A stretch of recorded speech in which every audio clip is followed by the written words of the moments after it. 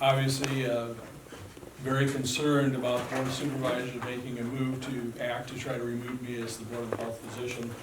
I've served on the board since 1992 without any previous concern of this magnitude. Obviously, went through trouble hiring outside legal counsel to travel here. Obviously, I would much prefer that this body had come to me and said, you know, we have some concerns. I think the issue at hand is something that happened now well over a year ago. And you would think in that period of time, if there was something significantly egregious, this would have been brought forward before this time. So I'm not sure what the timing here is. What I do know is that I've played doctor now for almost 40 years, and I already have a pretty good sense of what my duties and responsibilities are. Those have been tempered over time by a lot of events, of course. And there's a Hippocratic Oath, which you can speak of as an archaic document from the 5th century BC by the Greeks, but it still pretty well spells out what we do today, and that is we have a responsibility to patients, people, to first do no harm. Again, I would have much preferred this have been brought to my attention so we could have proper communication about this. On its surface, it appears there are some unhealed wounds and bad feelings over things that happened in conjunction with trying to negotiate a properly mitigated and safe fair last summer. Unfortunately, I don't have any personal relationships with any of the people on the fair board. I really didn't know any of them. We were meeting through Zoom meetings. I harbor no animosity toward any of those people. I think they were doing the very best they could, but on the other hand, there were still a lot of challenges that they were presented with that were difficult to meet their own standards, frankly. I certainly did not initiate any particular issues with regard to that. My understanding was that the Fair Board had been working for a long time before I knew anything about it with our public health people and with public health, basically to try to figure out how this would be managed, and I got the sense from them that they weren't always getting the kind of feedback and concrete information they would need to make a proper decision about things. I was involved when early July it was brought to my attention that our nurses in particular were getting very concerned about what could be happening next. You have to understand, and I didn't really understand it until I went in there to our command center, but the nurses here in Fayette County have really set up a tremendous command center. They worked really hard starting in January. They've been at this for several months, and unless you go there to see what they were doing, you wouldn't believe it. It was a little bit like mission control. And they were proud of their work, and justifiably so, because we'd had no fatalities in the county. We hadn't had any major outbreaks in nursing homes. That's due to their hard work. And so the specter of a mass gathering in the middle of that, at a point in time where the data from the state acknowledged that the COVID was spiking significantly, we were a red zone for that. Our county in particular at that time, quite unfortunately, we had one of the highest 5% in the state of Iowa, the steepest peak and increase in cases, so we weren't sure which way it was going to break. 77 of 99 counties in Iowa had already decided to cancel or severely limit their fairs. Of course, the Iowa State Fair itself was canceled, and so there's pretty good precedent here that other minds besides ours had gotten together and decided that maybe this wasn't the world's best idea at this time. We understand, and in many of those cases there had not been any controversy, if you will, with trying to resolve that. People came to that conclusion, I think, in a pretty justifiable way at that time. Nonetheless, it was pretty apparent here that the Fair Board and its people had many years of success at the fair. They're great organizational people. They have excellent intent. They made several, and I'm not going to go through it because it's all in your packets, but there are several statements in there that were kind of very straightforward, saying we're going to go ahead. There were comments about having a fair as usual. There were comments about not limiting the number of people. There were comments that social distancing would not be enforced. There was a notation that because the governor recently passed a bill limiting liability to parties if they would have COVID injuries, that they wouldn't be liable. But of course that was dependent upon them meeting certain criteria, anybody holding such a gathering.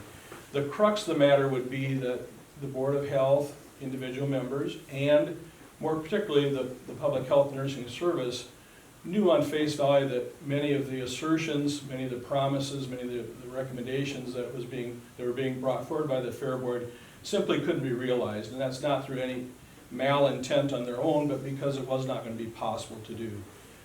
And so that's what really generated much of the discussion and so forth. At one point, the Board of Health had to formally ask the Fair Board, please submit a written report of your mitigation plan. And that report was to be handed in by July 10th, Friday. It was delivered late that afternoon. Upon seeing that plan, it was obvious it would not meet the criteria of being sufficient for what the state was requiring of mass gatherings at that time. It was not the fault of the Board of Health to identify that, it's the fact. And at that time, we then assembled a Zoom meeting to be held within 48 hours on the evening of Sunday the 12th. That meeting, we had discussed the importance of a Board of Health of bringing forward a position statement for the community and best protect the community, because it looked like the fair would go on. It was unclear how safe it might be despite all best intentions. And it was important to produce a position statement that would guide public health, and people are still free to make their choice. Nobody's trying to say they weren't. To that end, I was asked by people within public health nursing to maybe produce some degree of talking points to use as a springboard for that discussion that evening. And in your packet, you'll find there's a talking points document. It was carefully worded. It came with a proviso that said none of this is to presume the ultimate action of the board, but these are some things we might use. The idea was that evening we would talk about those things and formulate a useful statement for the public. We also knew that meeting would include further updates from the Fair Board regarding their mitigation. We still had lots and lots of questions, and again, that's all in your packet. I won't belabor it here in the public. At that meeting, we spent 1 hour and 40 minutes talking about these things. There were still unanswered questions about cleaning solutions. There was still an open question whether there would even be a midway, and if so, who would be responsible for the carnival. There were questions about how we would possibly move people in and out of the grandstand properly, safely. There was not much concrete in the way of response that you could use to definitively formulate a plan that you could feel you could put your imprimatur on as being safe. Toward the end of the, but now the parallel path, and this is where it gets a little confusing, we also had the 4-H FFA plan for that part of the fair. And I was a strong proponent of that because the guidelines that were established by Iowa State University have been used elsewhere, and you will see from the minutes and so forth, we really had no objection to that plan at all. That was a far departure from what was being proposed for the grandstand events, large gatherings, the midway, so on and so forth. Toward the end of the meeting, and if you'll notice that the July 12th meeting, there was supposed to be a question and answer about the mitigation plans. On the agenda, there was no discussion of us coming to a decision and voting, and that seemed pretty clear to me because there was so much outstanding information we didn't yet have on that. So toward the end of the meeting, it kind of morphed into the idea that, well, maybe someone should make some kind of motion. That's what it seemed to me. And a motion to support the 4-H part was easily made. In fact, I made that, and we all supported it. But then rather suddenly and unexpected, at least to me, there was also then a motion made to support the mitigation plan as given by the Fair Board. It wasn't a vote to approve it, to endorse it in every one of its segments. People, I think, and I'm going to speak presumptively for others, I think people like to get along. I do too, and I feel it's right. I think people felt hopeful that maybe this could work, and so people voted, aye to support this. And then there's also this confusion about those of us who are opposed to the mitigation plan, somehow we're not ardent supporters of the fair. The term just kind of blindly saying support the fair.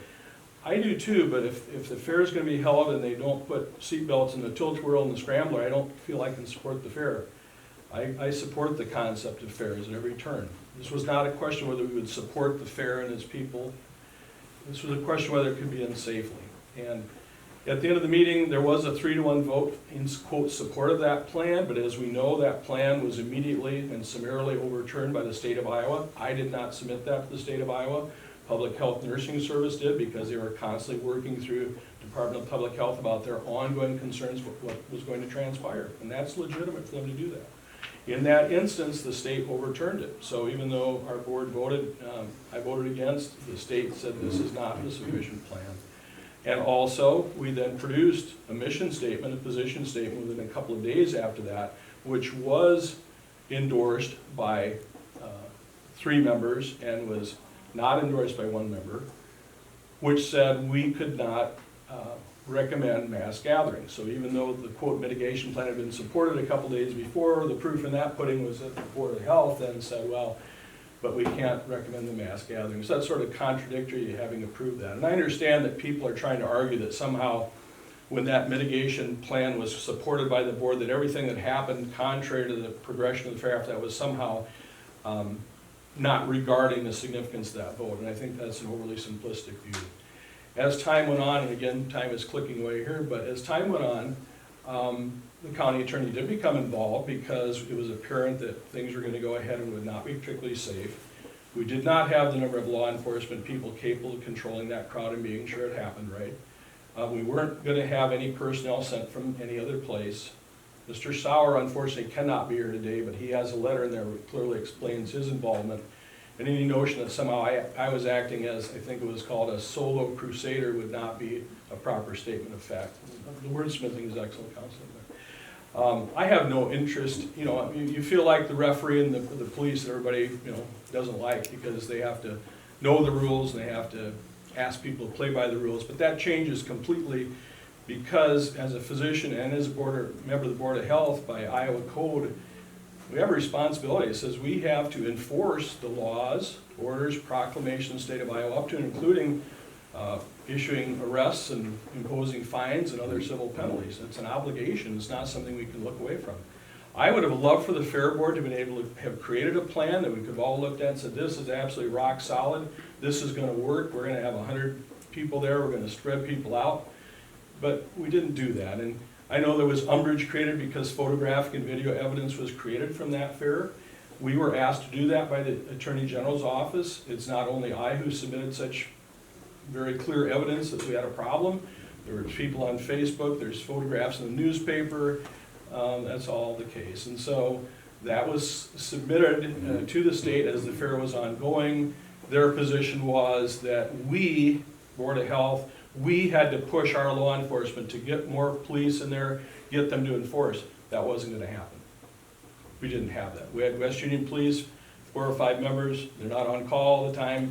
When I was there, someone got called out because something else happened. That just wasn't going to be a sufficient force to do that. So in the final analysis, the state didn't have, the manpower authority. They did ultimately approve a modified plan which said it would do social distancing, but obviously what happened supports the fact that did not occur. And I don't hold anybody, I don't hold any umbrage against people for that. It's just, we knew that's what would happen, okay? We knew that would happen. That's just unfortunate. Unfortunately, things otherwise seem to go okay. At the end of the day, I got a correspondence which I included from Sarah Reisetter, who is from the Department of Public Health. She's the blonde gal that would appear during the press conferences with Dr. Pedotti and the governor. And she sent a thing to me and said, something to the effect that she was sorry to see that the mitigation plan was not followed just as I had predicted. It was a personal email to me on a Sunday morning. I'm not here to vindicate myself that I'm a great Nostradamus with these things, but it's pretty obvious to people that this was going to happen. So as we wrap up, this brings to the discussion of whether I should therefore, as my wife said, all this for a volunteer position? The question would be, should I be removed from the Board of Health after 30-some years for doing my duty according to Iowa code, as supported by letters from Wayne Sauer, the county attorney, from Chief Jeremy Logue of the Iowa Police, as supported by members of my own Board of Health, as supported by the Public Health Nursing Service, as supported by many individuals in the community. And since this happened, since this occurred, I participated in all the volunteer work that I could with the Board of Health, as did many other members. We had immunization clinics. We had something like 1,000 people immunized when it was 20 below zero. That one I did happen to miss because I was out for a sick relative. But I sat in the other ones. I sat in with fit testing for masks. I volunteered every time I could for this in the effort to keep going against the COVID. I continue to do that, and I don't know what else I can say. It's what I do. I don't know if there's a political problem, if people want to extract a pound of flesh over this, wounds are still open over this. I would like to meet with all parties involved, resolve those differences. There's been zero communication about this. Otherwise, I wasn't informed someone had a problem. I've never talked about it again. I haven't written about it again. The bygone is bygone to me. You will notice there was no objection to this year's fair because the situation was vastly different than a year ago. We had no vaccines, we had no therapeutics, we had no idea where it was going. We have a responsibility.